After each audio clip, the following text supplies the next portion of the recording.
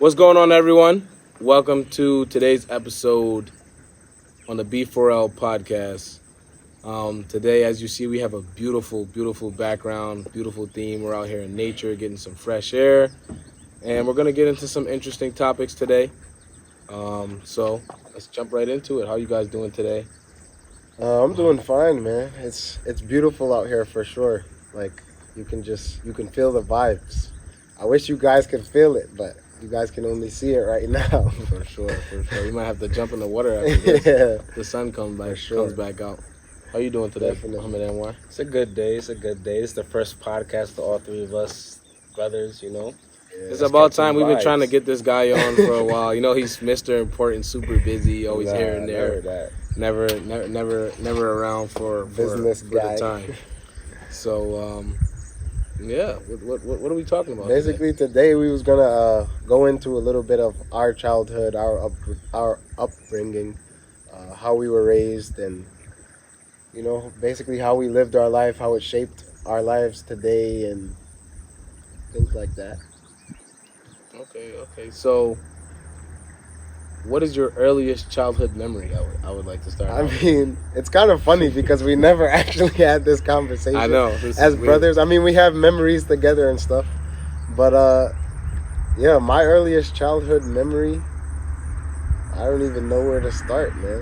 Where would you want to start? I would definitely say when it comes to us, we definitely have an extensive upbringing. I would like to say, like, we're only 20, 24, Yeah. whatever, but like we've been through so many things. We've been Definitely. to so many places, lived so many places, and like the change of environment has changed so many times in a positive, good way. So it's like we have so much life history with not that many years Right. under our belts. You know what I mean? Right. Like sometimes I'm like, man, we was here, we was there. Like when you start telling people, oh yeah, I lived here, this, and that, it turns into like, man, like how long have you been alive? Like Exactly. how have you been able to do or move around like that? So it just, to me, in my head, I've never really sat here and really went through like my entire Right. childhood myself either. So it's like I kind of have it in my head. It's like episodes. Like, okay, we were here. Okay, then it was this chapter. Then it was that chapter. So, I mean, Definitely have a lot to offer in regards to where we've been and what we've been through and whatever else. But yeah, let's just hop into sports. It's easy. Let's just get into sports. It has to man, go because- before sports, though. I Yeah, mean, for we can sure. go. Because the All right. most profound memory of like us together is definitely when we was in a different country when we was younger, growing up. How we traveled to multiple countries and lived in multiple countries for years. So that was for me, for sure, the definitely most profound memories. well, I would like to take it back even further than that. You got My initial like what really sticks with me and what I feel like was really a time that really like ingrained our, I don't know, just like toughness, tenacity, like knowing you have to get up and get to it, was growing up. Like we didn't have, we used wood burners Right. and we didn't have water, so carrying, like it would be fall, you start getting that crisp air and you're like, okay, we had to start chopping wood, start getting all the logs ready and everything, like preparing for the winter. And then once that winter came, boom, now you know what I mean, you're in full-fledged, like every day or you have a system. Once we built that system, Definitely. like, okay, Yeah. we get the wood this day, you start the fire, okay, then we carry the water. So those things I feel like was like the foundation for like a lot of things for me personally. Like looking back or when we're in different situations, I'm like, we carried wood, like we carried water, like what is this? You know what I mean? Carried water in the snow, like it builds like a certain toughness to you that's just like impenetrable, I would say. I definitely would have to agree with that. Like, there's so much character building in carrying water and getting wood for the house, starting a fire. Like, these things are obviously things every man should know, like how to start a fire. This is like survival 101 thing. 101, yep. And there's so much character building in it for sure. And it And also we were like, how old were you? I mean, we were I mean, we did that our whole Little kids. probably since we till I was 10. four or Exactly. five. So, I mean, I remember I would say older remember than that. when it was really basically just me and you. This Yeah. guy was young and I'm cold. And I don't want to I go. was You know, doing the same thing. and maybe he'll Stop. get the kindling while Stop. we brought the wood. Definitely. But then as we got older, then we all did it together and. But I love those times. People would like, oh, you hear all these stories in today's world where people say, oh, I come from the gutter and I come from such hardship and this and that, and they make it like some, you know what I mean, like some like horrible time. Like Right. I love those times. Like when I look back, those were such a peaceful time in my life, Definitely. and I appreciate them a lot. I really appreciate those for real. Definitely, I would have to agree with that as well. Like it was so peaceful. Just I could still smell the wood burner smell. Just the different types of woods being burned in the wood burners.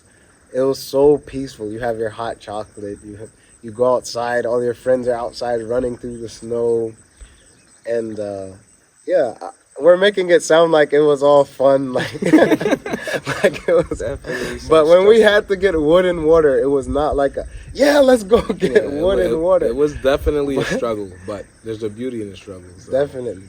Like I think that's what built our shoulders up, you know? Like, That's what I was gonna get into. How that transferred to sports. Once we got in sports, no one was crazy working out, but we were Right. just dominating the whole league. exactly. From that natural strength, like you get a different type of strength from carrying wood, carrying water. Yep. It's crazy. Yeah, that's for sure. I definitely believe that. I feel like those years of doing that, like those are a type of muscle or a fiber or something that they need to do some research Yeah. into it. But it's some type of muscle like that you just don't lose. Like you can work out. Like after I Yeah. started actually working out and trying to get in the gym and everything, like you build up and then if you stop, you start Right. losing that. Like I feel like I never lost that strength or Definitely. whatever, and it definitely translated. Like once we started playing football, wrestling, it was like I remember when we first started playing wrestling, we would have tournaments like every weekend, Yeah. or 2 times a week.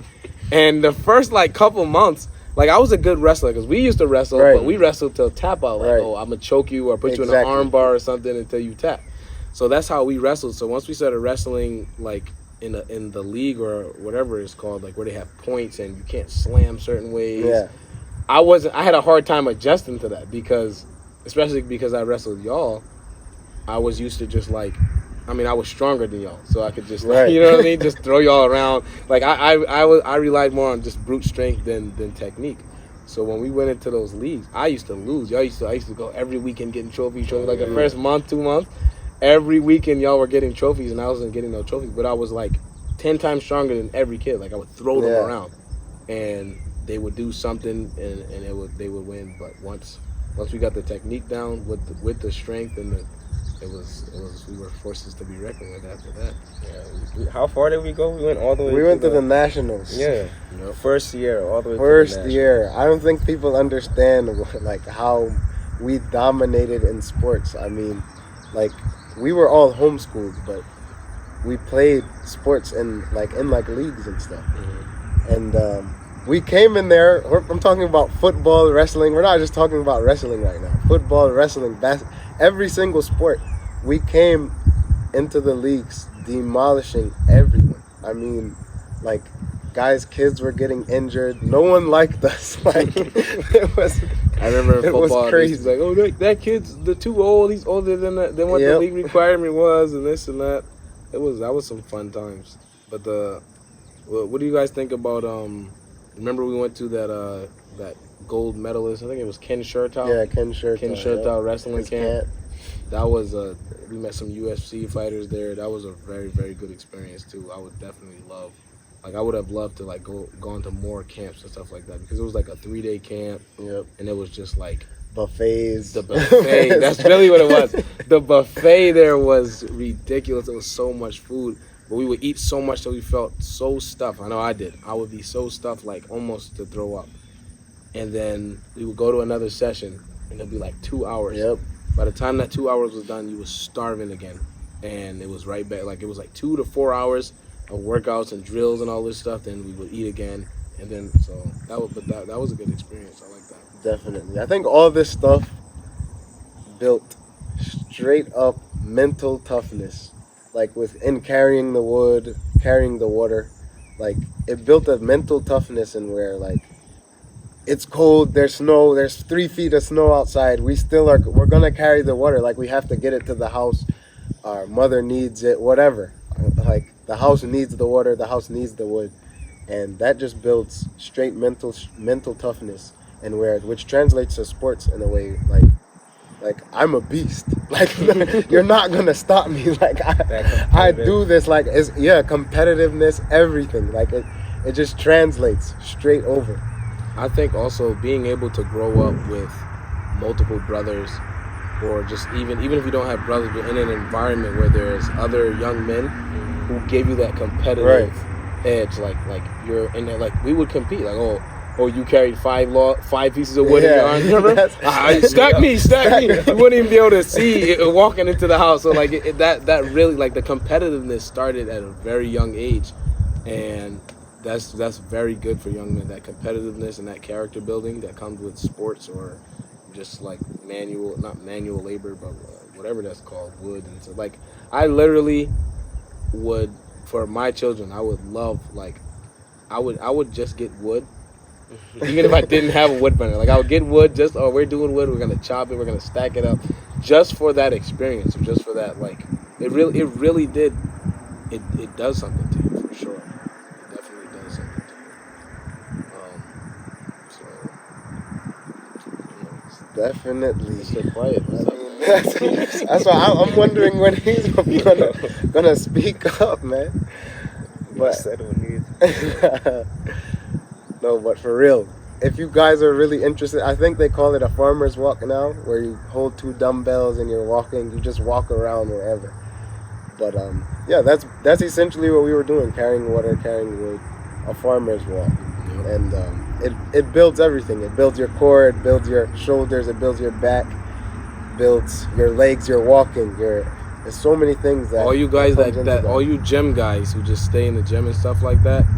Once you get out there and you do some type of workout like that, you're gonna realize, like, you're gonna start feeling soreness and all these new muscles you never knew you had, because you're just sitting there, you know what I mean, using just my biceps, just those like stationary activities. And then when you go to something like wrestling or carrying wood, water, whatever it is, like something that requires motion, then your body is like, hold on, we never worked out in this way. Like you might just be able to go like this, but what happens when you start going like this? Then it's like funny you that lose. You say that. We was shooting bows and arrows, and then this one guy, he came. He worked out. He was diesel, whatever, and we're pulling the arrow. It was like 60 pounds or something. Yeah. He goes back to pull a bow, and he could not pull it. I'm like, yo, like, okay. He wasn't weak or nothing, but there's those different types of muscles that you don't work out that have they make you way strong. You might not look that strong, but your strength is crazy because it's all those like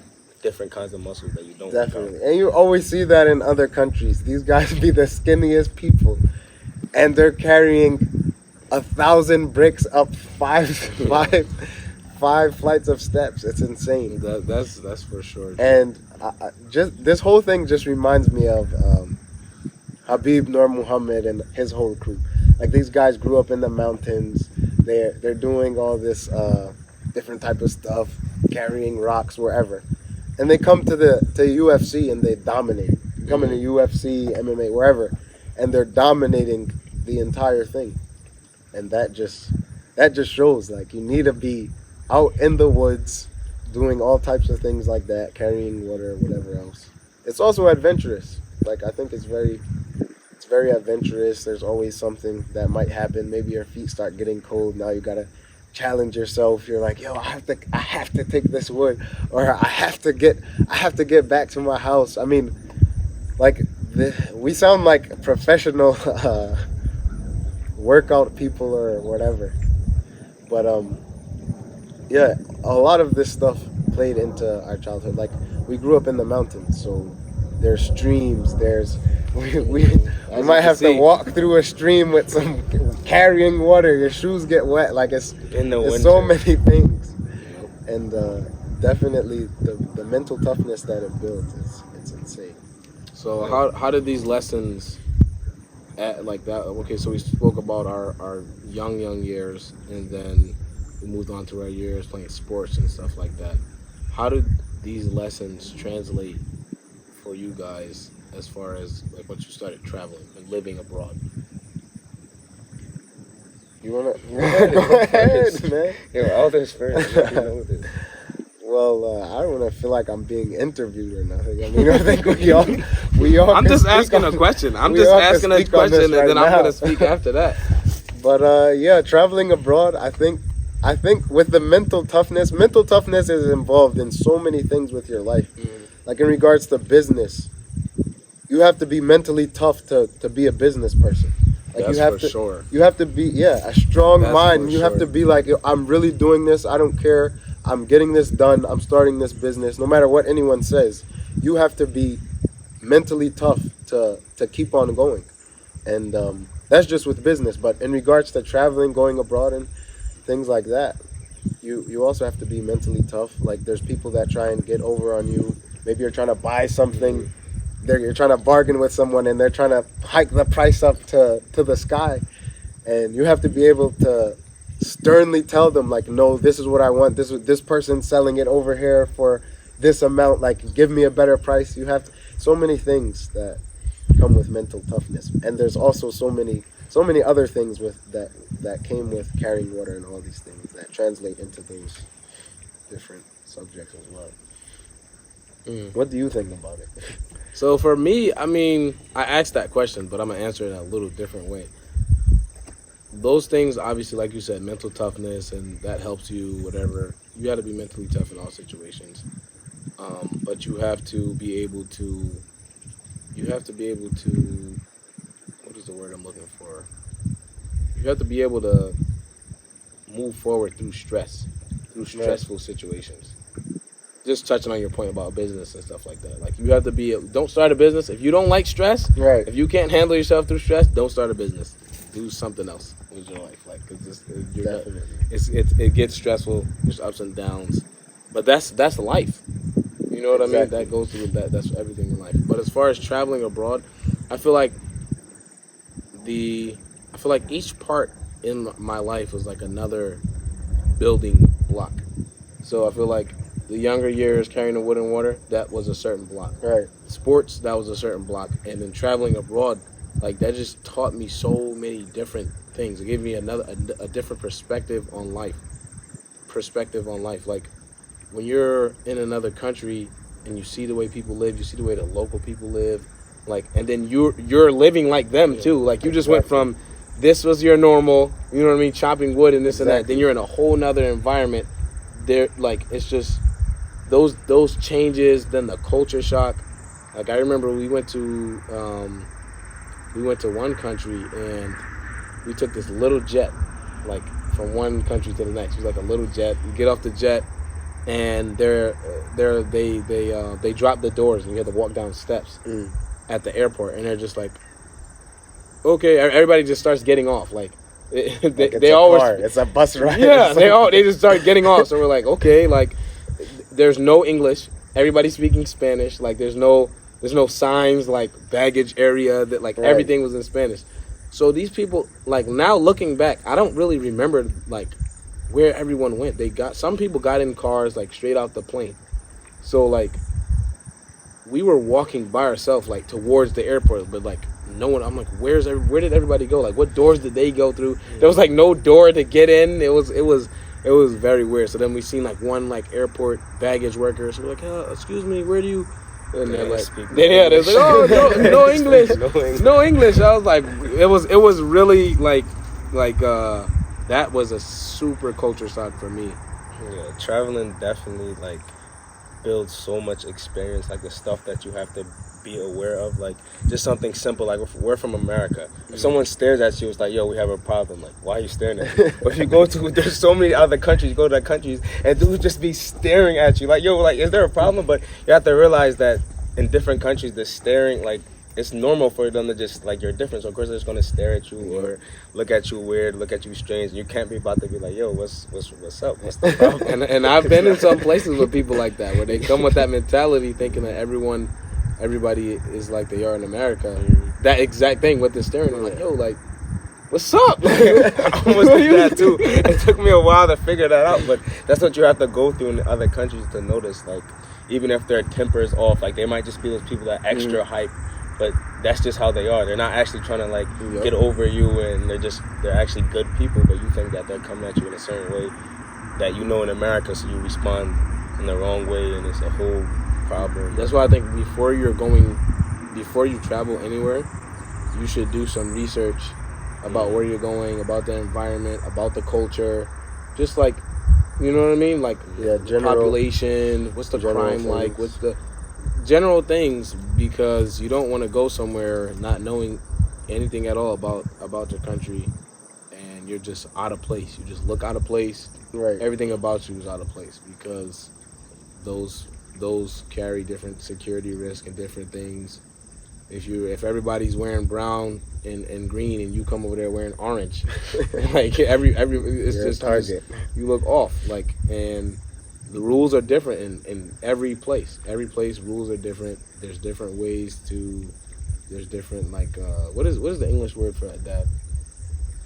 Mannerisms. Yeah, there's different mannerism. Like your manners got to be different in each place because you're in a foreign country. You have to abide by their rules. A lot of people from America, a lot of tourists, they go over there like, oh, America, and we run, and that whole idea in America, like, think about people in New York City, they're just walking, everyone's just, it's my life, my this, everybody get out my way. You do that in some other places, Exactly. You know what I mean? So it's definitely totally I think every country can teach you something different. for sure. Like in regards to this, people have tribes still. Like this tribe, they have like a whole family system, and you're not a part of it. Like it's so many things. Like don't just come talking to their ladies, or like it's so many different things that traveling can teach you that you can't just learn in America. And I think we take for granted.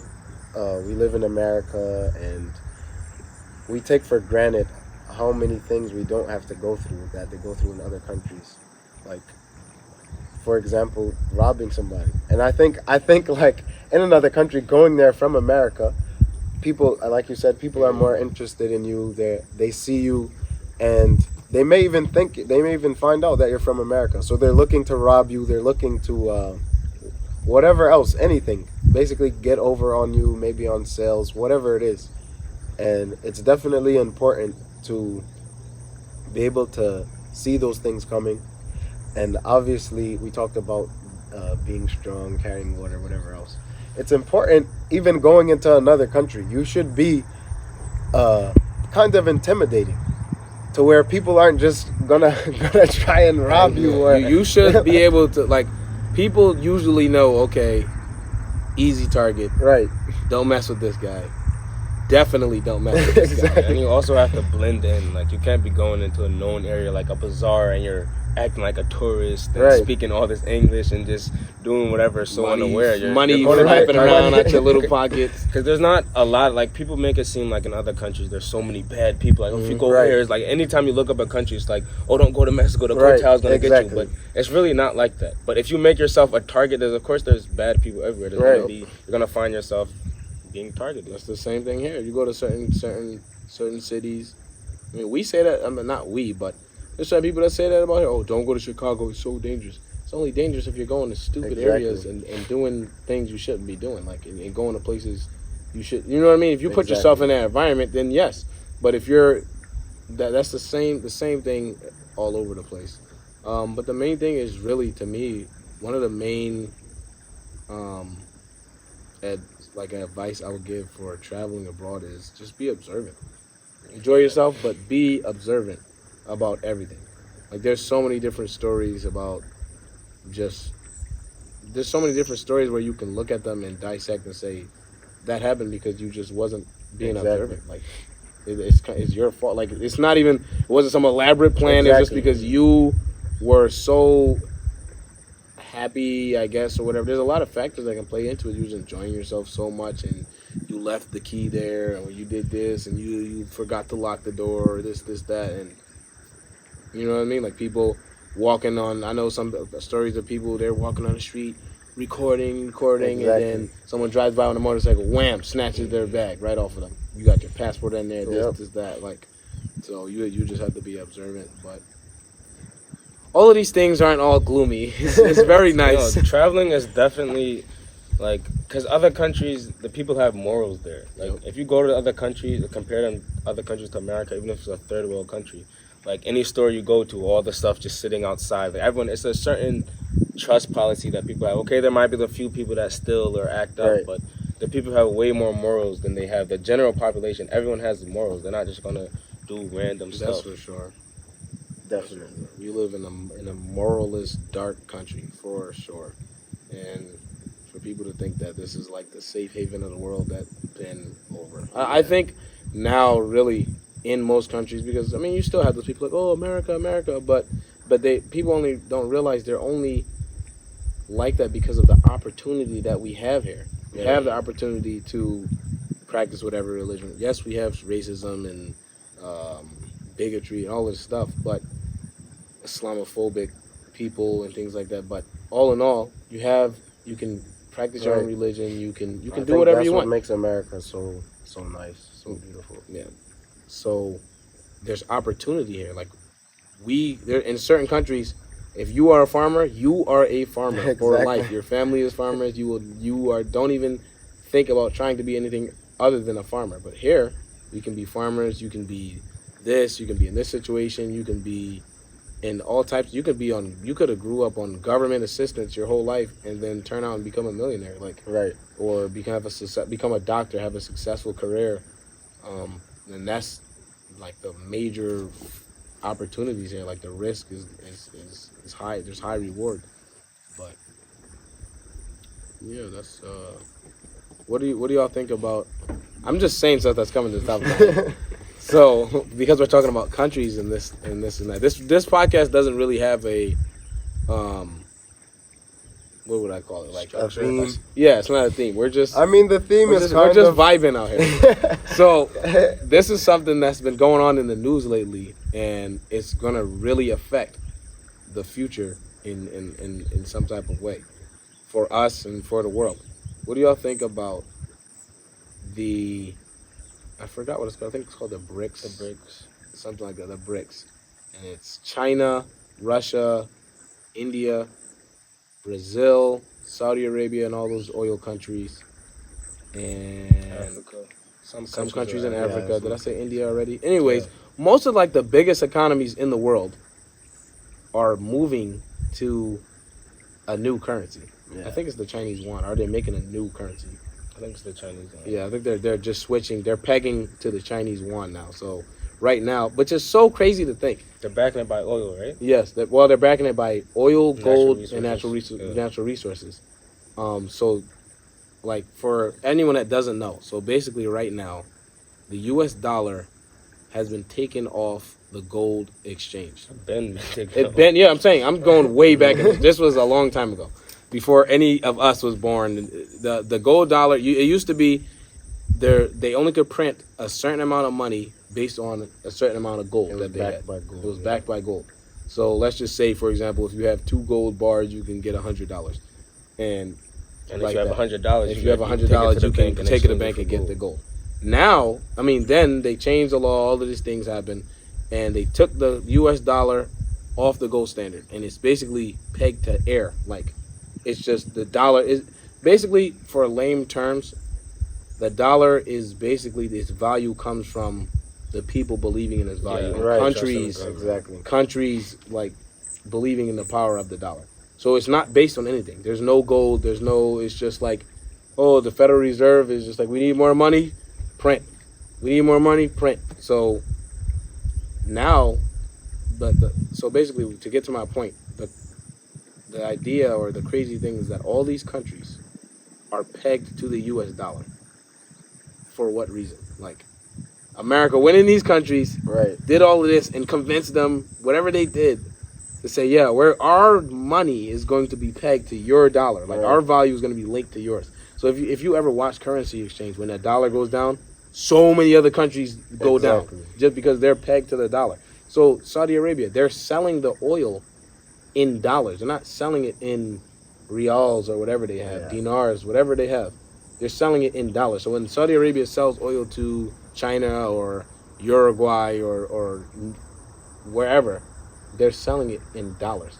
What, like, to me, that's just like how did y'all even get there? Like, why didn't y'all just sell it in your own currency? You know what I mean? So they're all changing to the Chinese yuan. They're pegging their resources to the Chinese yuan. Of course, Africa is the richest continent in the world. So as far as natural resources, gold, ivory, like everything that they take out of the ground is rich in Africa. Definitely. So Africa, then you have the oil in Saudi Arabia. So all in Venezuela, Brazil, India, these are the biggest economies in the world. So if they're all changing and going to a new currency, where does that leave the We dollar? have a problem. Where does that leave the dollar? have You a know, where does that problem. leave America? Basically, it's like they're all like, oh, we not own or control, but like they're all on America's side, and then they're like, yo, we're out. We're all going to this side. Yeah. So it basically, the value of the dollar is going to literally go from this to this in as soon as they change that over. We definitely have a problem. And I want you guys to understand, like, this is our country, obviously America. We love this place. We grew up here. It's a very beautiful country. This is our country for sure. And we would consider ourselves patriots. Right? I'm a patriot. And this is why we're bringing this up, because this is a really big problem. Like, I feel as though America can go from a first world country to maybe a second world country, just from the dollar going down like that. All these countries, these are the biggest known countries in the world. Like, so many people travel to these places. They're like, they make money, they have good economies. They're also first world countries, whatever else. And this is a big problem. If we're trying to raise our kids here and we're trying to have our, Basically, from what I see, like we don't know what the effects of it could be. Like, it could Right. in certain countries. Let's say, for example, Venezuela. When something happened, I don't remember what took place, but something happened and their economy crashed. right. So It was printing way too much money. they was printing too Exactly. much money, and they weren't basically like reinvest everything that they had. They imported, so they didn't. All they had was oil, and they imported everything else. They didn't varietize, if that's a word, their economy. You know what I mean? Like, That's a word. That's a word. Look it all right. Don't look it up, but it's a word. I know y'all Scrabble people. Like, anyways, so they didn't invest in themselves. So they didn't start growing this or start. Right. They didn't invest in their agriculture, in their education, in their whatever. They just was just like, you know what I mean? Like, Yeah. but that comes from corrupt. That comes from other countries putting their Right. fingers into their business and manipulating politicians and politics and things like that. Definitely. But anyways, when their economy crashed, people had crates, like wheelbarrows of their money, and couldn't buy a loaf of bread. They were burning they were using the dollars or the money as fire starter. That's how useless the money is. So, like, that's the potential of what this can do to the U.S. dollar. Right. Maybe not immediately, but Definitely. it can start a steep decline, and that's, you know what I mean. What will we do? That's why we have to be self-sufficient. We need to grow our own food. You know what I mean. That's why you need a wood burner. That's why you need to be able to chop wood, start fires, carry water. Because imagine going to the store. Right now we're in a terrible time of inflation. You know what I mean. Everything has went up. Gas, food. Definitely.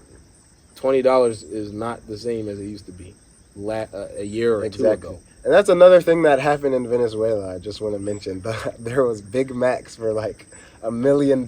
Yeah. Like, who was it? One of those YouTubers, Drew Binsky. One of them went there, and the title of their video was "The Most Expensive Big Mac Ever" or something like that.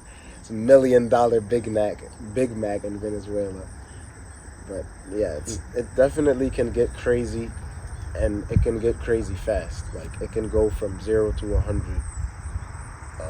as fast as possible. Imagine going right now. Let's just say eggs, for example. Like the pasture-raised Right. eggs are like. And this just happened. The eggs went up. Yeah, they're like $8 right now. Exactly. Right. No, I don't know about right now, but earlier in the year, I think They did get up Yeah, to $8. Yeah. some stuff and some we can Some- get into some stuff on it, okay. Yeah, some definitely. some egg farms were getting burnt down. They were Right. burning down, and egg shortage, all of this. Imagine they're $8 now. Imagine this happens, and now one carton of eggs is $50, $100. Definitely. You're not about to just be buying eggs like that, or food in general. Get your So, chickens, man. A lot of people can be placed in a way where they're going to be eating whatever they're handing out, these bugs that they're trying to have everybody eat. You know what I mean? These packets of goo. Oh, this is your sustenance. It has this much protein. What is it? You look in the back.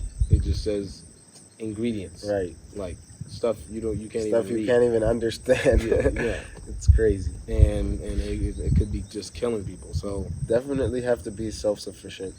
And we didn't get really a lot into that as well, but as children, we definitely, I think that's a big part of growing up.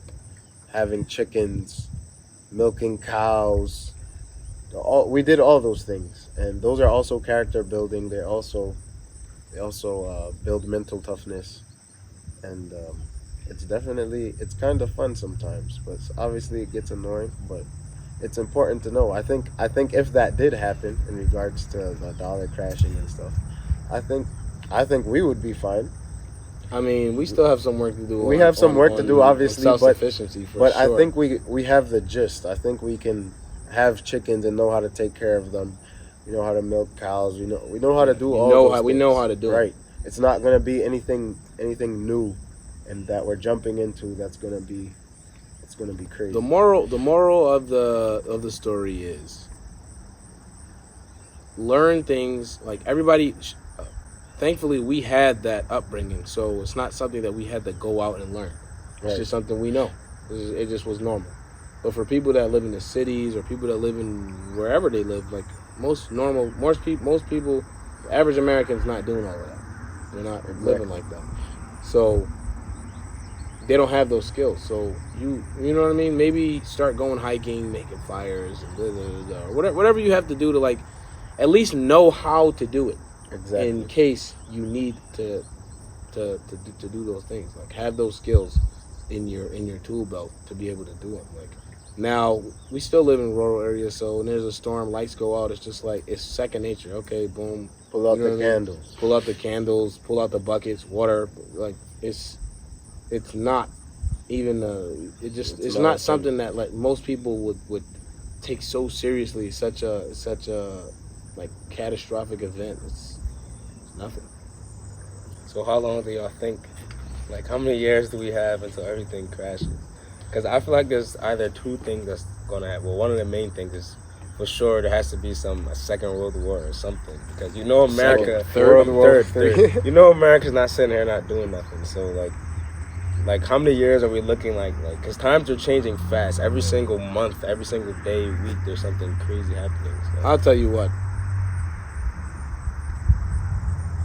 You think America, all these years of being the, superpower, right, is just gonna sit there and just like their hands are tied and they're just watching this whole thing unfold and just like, oh man, all the countries are just turning against us. Oh well, we're going downhill. Like I feel like there's something being done behind the scenes for sure. Definitely. Like this, come on, we have the CIA. That's like the number one intelligence agency in the world. Like, there's different things that I'm sure are going on behind the scenes that we have no idea about. That are it's not just gonna be. It's just like a rug snatched from under your feet, right? You know what I mean? But I still feel like in that way, there still may be for the average population, it's still going to be a super big change. Like it's still going to be, you're going to be affected. Right. And you're right. I feel like something goes to. I feel like they have their plans. If those go wrong, it's war. They're not just going to go out like that. Do y'all think the digital currency is going to play a factor in this? Like them trying to switch everything to digital? Is that like maybe a way to survive? Someone told me I was having a conversation with someone.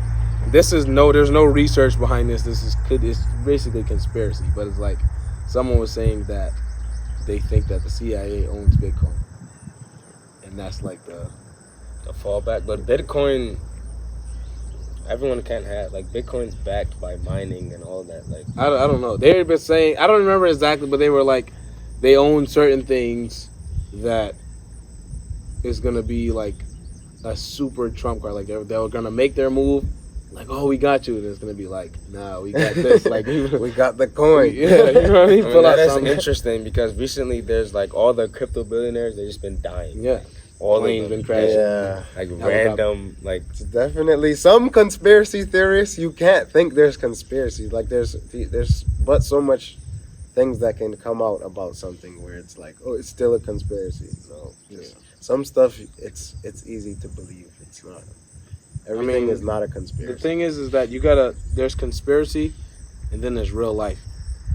And you have to realize that all these, even in movies, even in what you see, Right. like There's some they truth put to all it. this stuff out there in a way to desensitize you.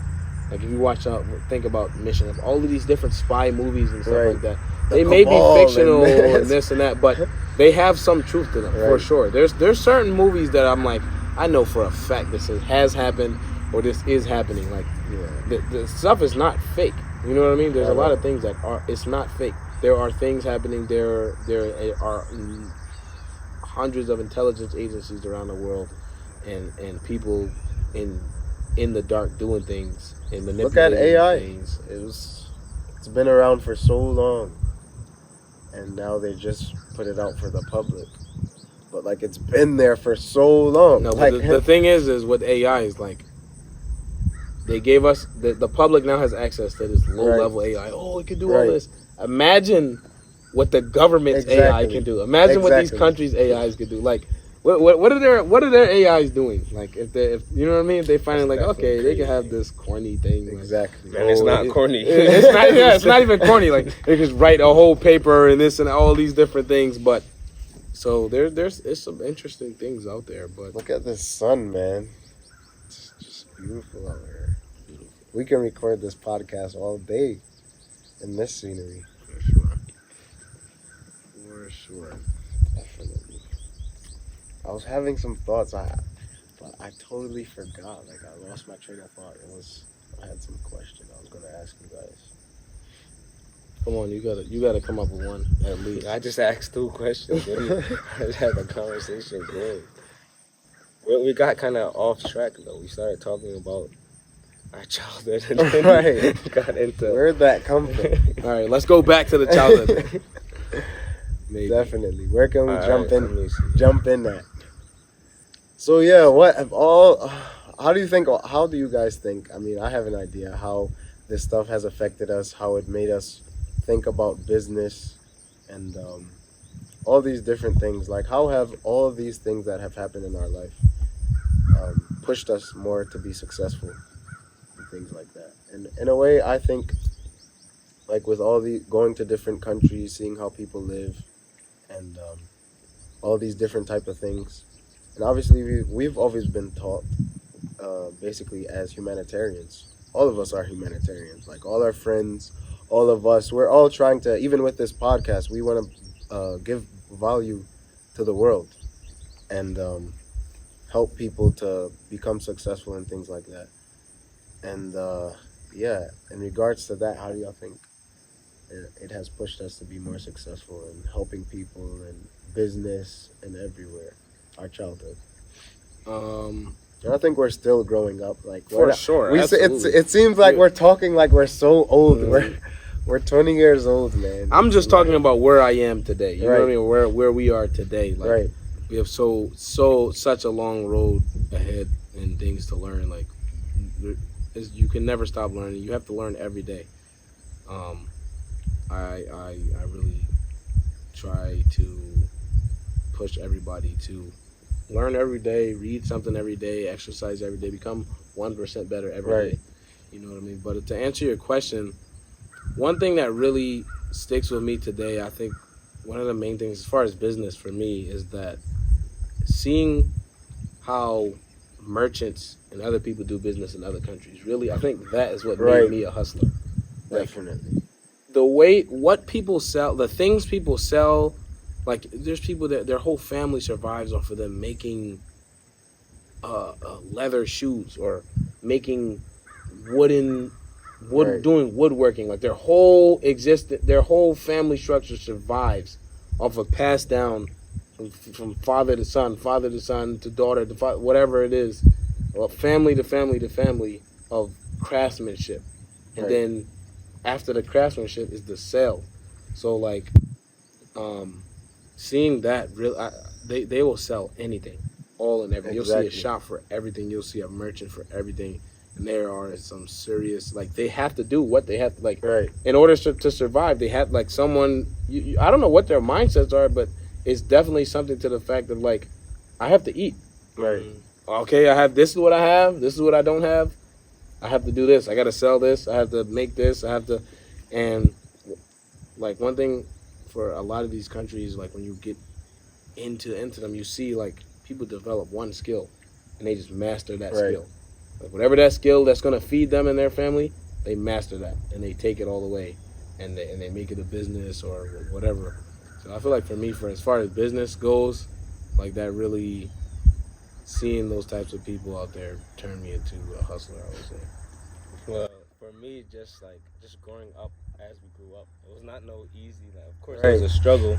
And you look at your parents; they're working 9 to 5. Your mother's taking care of the kids, and that's not the life that you want for your family as a whole. Like you want to come to a certain level where you're financially independent, where you can be at home, take care of your family, spend time with them, take them out, and have a comfortable life to live in. So that's one of the main reasons. Yeah, that's number one top priority for sure is to become financially independent and get your Right. time back. Right. Like, you know what I mean? Only live once. Like that's Gotta me. spend it. I want to travel. I would like to be with my Exactly. family. I would like to be more, be able to take advantage of the different events and things that happen in my community. Right.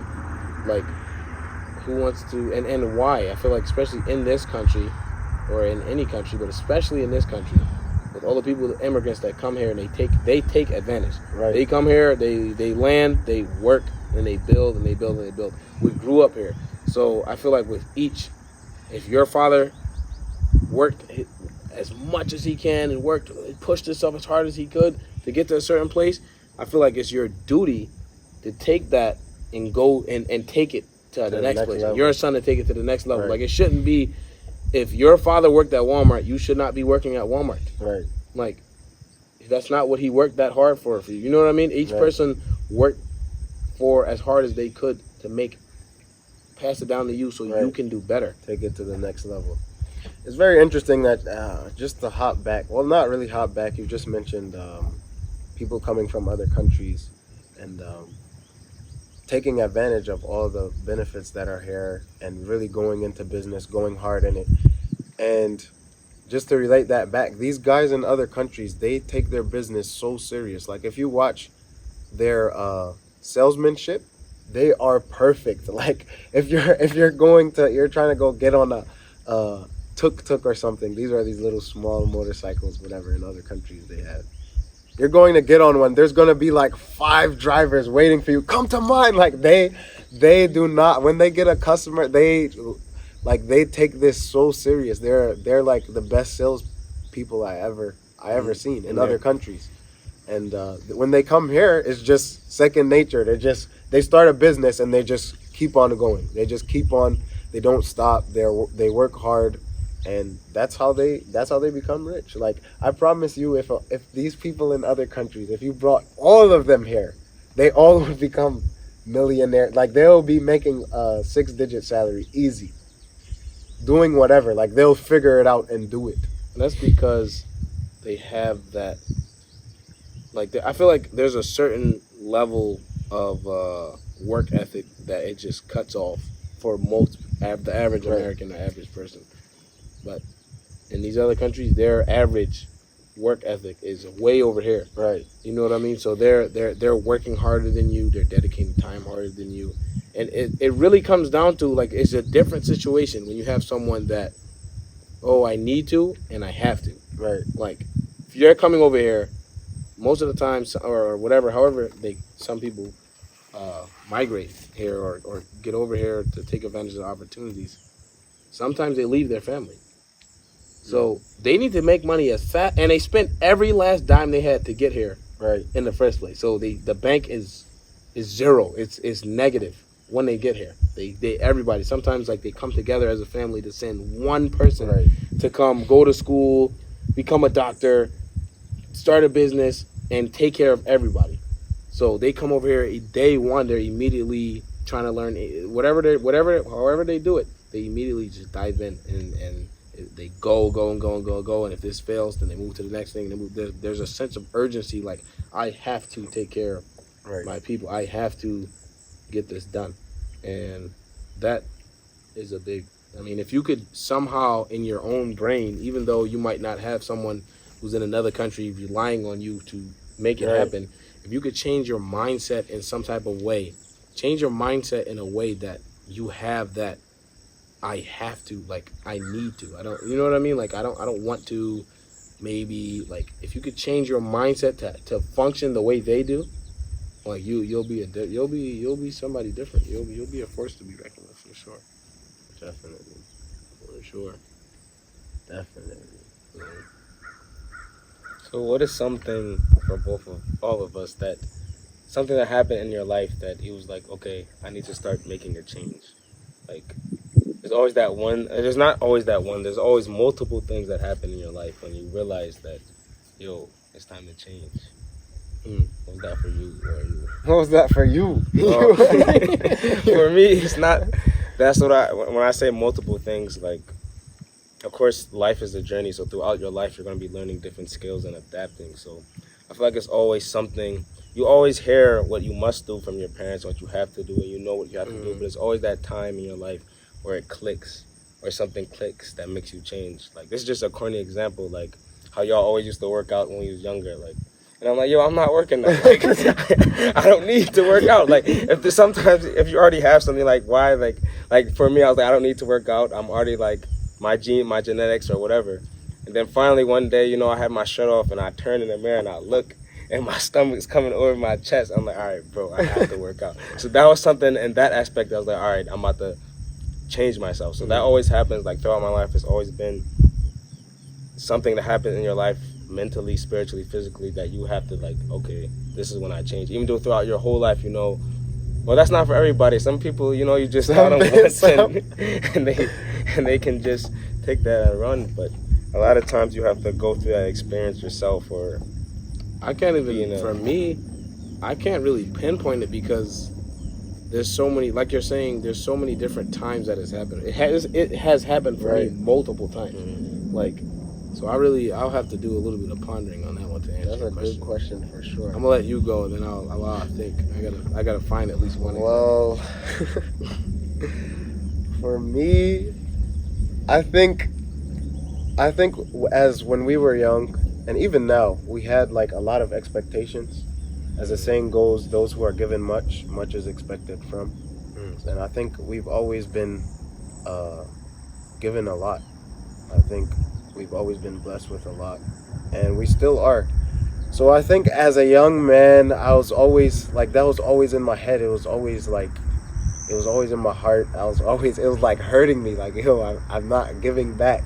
I'm not doing enough. And as our spiritual leader, our guide, our mentor, our everything, Sheikh Mubarak Ali Shah Jalani, he always advise us to do better and to be more. And just that in itself, over time, that in itself, knowing like I'm expected, like I have to do this, I've been being blessed so much, knowing that in itself, over time, as I got older, it got to a point to where it just changed immediately. Like one day I was just like, all right, it's over. I'm not being a bum anymore. Like I'm gonna stop being this whack, corny bum. And I think that was the main thing. So it wasn't like a time specifically where it was just like, oh, you have to, but it was just like over time, knowing that it's just. For me, I don't know. I won't say a time, but Mom, I don't know when this happened to me, but it was a certain point. Like we were speaking about our childhood and saying you should go through these things, but it was not all rainbows and you know what I mean? Right. It was a tough time. It was tough. So there was times, especially being the oldest, where there was responsibilities put on me, and certain things that I just felt like it could have been overwhelming for certain people. Right.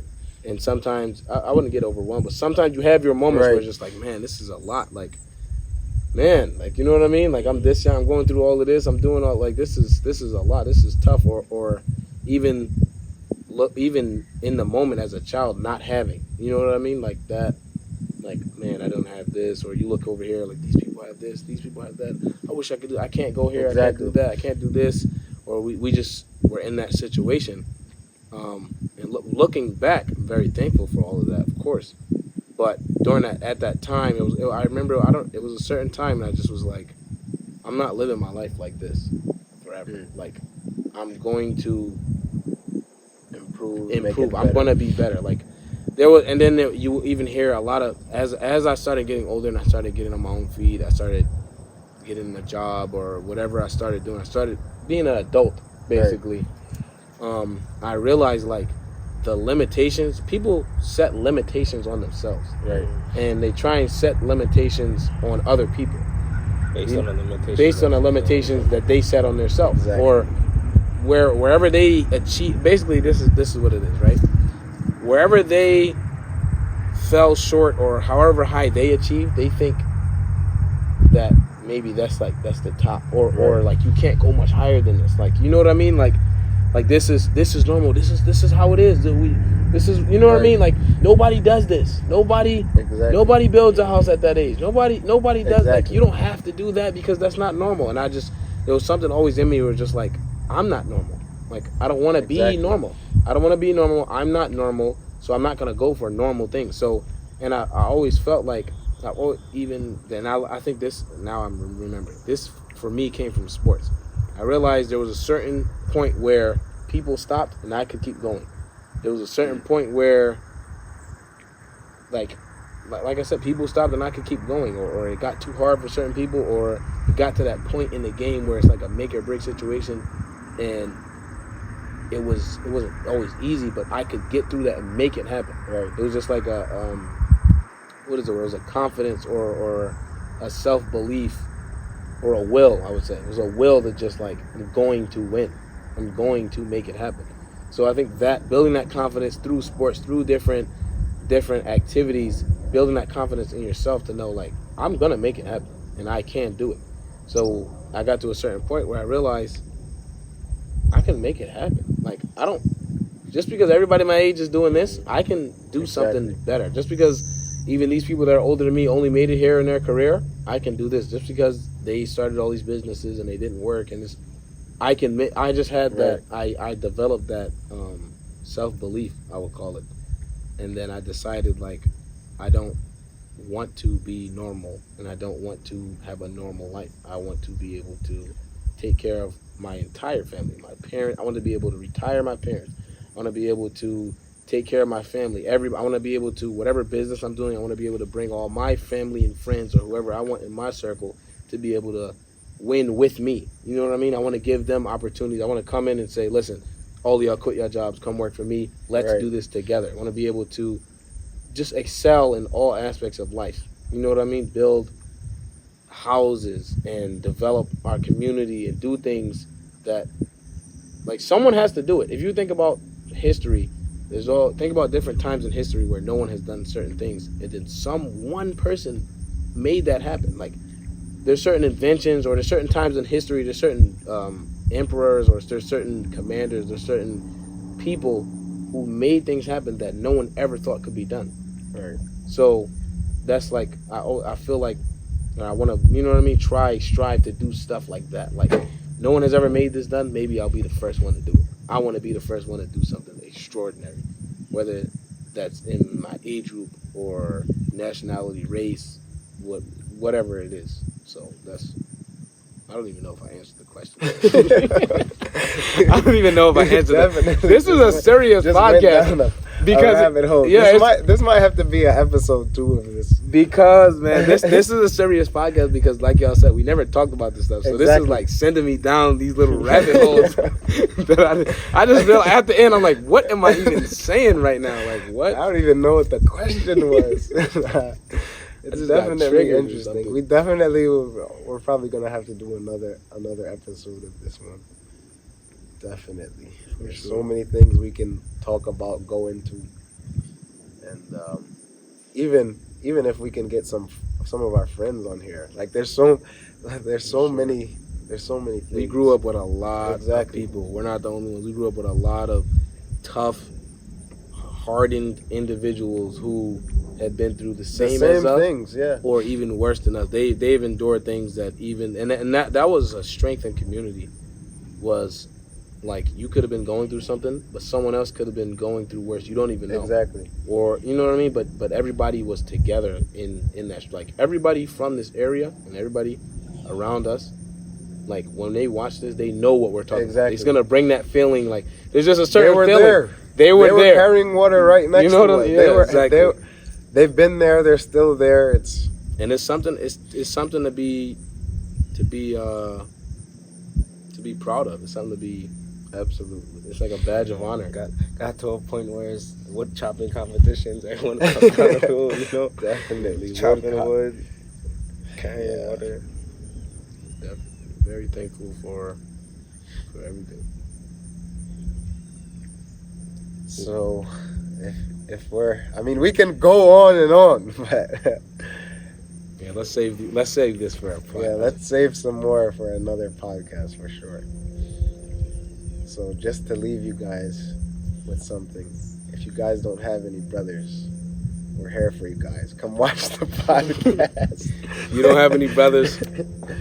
Go get you some. Get you some. Find people on the same path as you. B4L, Brothers for Life.